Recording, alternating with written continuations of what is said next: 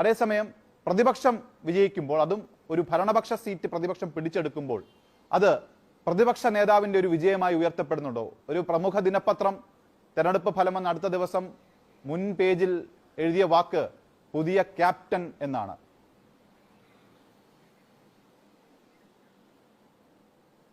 അല്ല, ഞാൻ ഈ ഉപതെരഞ്ഞെടുപ്പ് ഒന്ന് ജയിച്ചപ്പോൾ എന്നെ ആരും അങ്ങനെ ക്യാപ്റ്റനെ വിളിച്ചില്ലല്ലോ.